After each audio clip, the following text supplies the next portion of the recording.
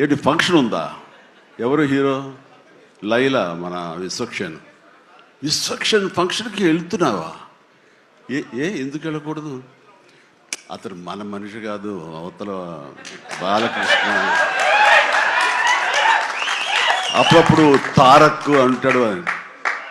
అంటే మనుషులు అన్నాక వేరే వాళ్ళ మీద అభిమానం, ప్రేమ ఉండకూడదా? నా మీద ఆప్యాయత ఉండకూడదా? ఇదేంటిది? మా ఇంట్లోనే మా అబ్బాయి సూర్య అంటే చాలా ఇష్టం. అంత మాత్రం చేత వాడి ఫంక్షన్ వెళ్ళకూడదా? వాడితో కలిసి భోజనం చేయకూడదా? వాడితో ఉండకూడదా? అలాగే మరి మూర్తి గారు అడిగారా, నాగేంద్ర అడిగారా, ఎవరు అడిగారో తెలియదు కానీ అక్కడ ఉన్నారు, వెళ్ళిపోయారు మూర్తి గారు తెలియదు కానీ నేను ఆ క్లిప్ చూశాను, వాయిస్ గుర్తు లేదు. మీరు బాలకృష్ణ కాంపౌండ్ కదా విశ్వక్షేణ్, ఇప్పుడు మెగా కాంపౌండ్ నుంచి ఆయన ఎలా వచ్చారు అని చాలా చక్కగా సమాధానం చెప్పాడు. మా ఇంటికి కాంపౌండ్ ఉంది కానీ ఫిలిం ఇండస్ట్రీ కాంపౌండ్ లేదని. I appreciate.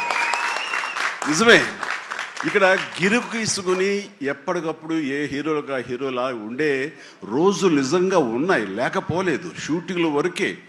ఆ తర్వాత వాళ్ళు ఎవరి ఇళ్ళకి వాళ్ళు వెళ్ళిపోతారు, ఎవరి ప్రోగ్రాం వాళ్ళు చూసుకుంటారు. అలాంటి రోజుల్లో నేను ఉన్నాను. వాళ్ళు అలా ఉండటం మూలంగా వాళ్ళ మధ్య సఖ్యత ఉండదేమో, వాళ్ళ మధ్య ఒక విభేదాలు ఉంటాయేమో అనే ఒక రకమైన భ్రమలో ఇక్కడ అభిమానులు కొట్టుకుని చచ్చేవాళ్ళు. ఆ వాల్ పోస్టులు చింపుకునేవాళ్ళు. నెల్లూరులో మా కజిన్స్ ఉండేవాళ్ళు, వాళ్ళిద్దరు సొంత అన్నతమ్ములు, కానీ వాళ్ళిద్దరు వాళ్ళు రామారావు గారిని, ఒకళ్ళు నాగేశ్వరరావు గారిని ప్రేమించేవాళ్ళు, ఇష్టపడేవాళ్ళు, అభిమానించేవాళ్ళు. వాళ్ళిద్దరు కొట్టేసుకున్నారు, రక్తొచ్చే కొట్టేసుకున్నారు. నాకు దానికి కంగారు వచ్చేసింది. నేను చిన్నోడిని.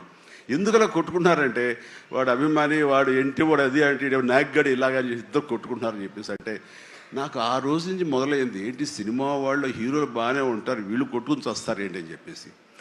నేను ఫిలిం యాక్టర్ని అయిన తర్వాత హీరోల మధ్య ఒక సఖ్యత, సహృద్భావ వాతావరణం అది ఉండాలి, ఏర్పాటు చేయాలి బలంగా నాకు ఏర్పడటానికి ఆల్రెడీ అదొక ఇన్సిడెంట్. అందుకనే మెడ్రాస్లో హనీ హౌస్ అని అప్పట్లో ఉండే జర్నలిస్టులకు తెలిసే ఉంటుంది. ఆ హనీ హౌస్ ఏంటంటే 1 acre ల్యాండ్లో ఉంటుంది. ఎక్కడ ఏ 100 days ఫంక్షన్ జరిగినా, ఏ ముహూర్తాలు ప్రారంభోత్సవాలు జరిగినా, ఎవరికి ఏ బర్త్డేలు జరిగినా, ఏ 31st నైట్ డిసెంబర్ ఫంక్షన్ చేసుకోవాలనుకున్నా సరే అటు తమిళ ఇండస్ట్రీని, ఇటు తెలుగు ఇండస్ట్రీని ఆహ్వానించి అక్కడ అందరికీ చక్కగా పార్టీ ఇచ్చి ఒక రిక్రియేషన్ తోటి మంచి భోజనాలు చేసుకుంటూ, అంటే అవి ఉంటాయనుకోండి, అది వేరే విషయం. సో వీటితోటి మనుషుల్లో ఉండే అరమరకలు కానివ్వండి, పొరపచ్చలు కానివ్వండి, ఇవన్నీ కూడా సమసిపోయి ఎంతో హాయిగా ఉంటారు. అది నేను ఆ విషయం చాలా చాలా సక్సెస్ఫుల్. కాబట్టి ఈ రోజుకి నాగార్జున, వెంకటేష్ అండ్ బాలకృష్ణ మేమందరం కలిసికట్టుగా ఉండటానికి, ఒకళ్ళ ఫంక్షన్ ఒకళ్ళు వెళ్ళటానికి, ఈ మధ్యకాలంలో బాలకృష్ణ 50th ఫిల్మ్ సందర్భంగా నట జీవితం సంబంధించి చేసిన ఫంక్షన్లో నేను పార్టిసిపేట్ చేశాను. అలాగే నాగార్జున మేము వెరీ ఫ్రీక్వెంట్గా కలుసుకుంటుంటాం.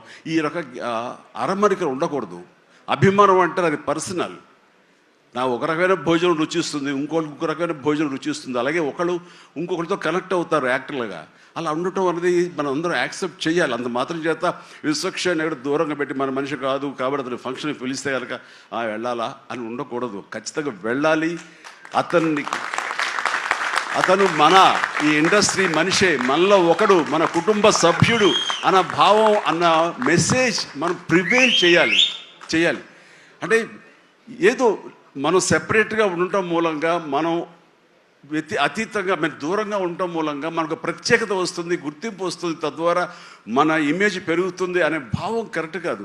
మన ఇమేజ్ పెరగాలి అంటే, మనకి ఒక ఫ్యాన్ బేస్ పెరగాలి అంటే అది మన కంటెంట్, మనం చేసే సినిమా ఇస్తుంది తప్ప మళ్ళీ మనం ఏలినేట్ చేసేసుకోవడం, మనల్ని దూరం చేసుకుంటేనే కాదు. అందరూ కలివిడిగా ఉండాలి. అని మా ఇంట్లో ఇంతమంది హీరోస్ ఉన్నారు, అందరం ప్రతిసారి కలిసిమెలిసిగా ఉంటాం, అన్నీ ఉంటాం.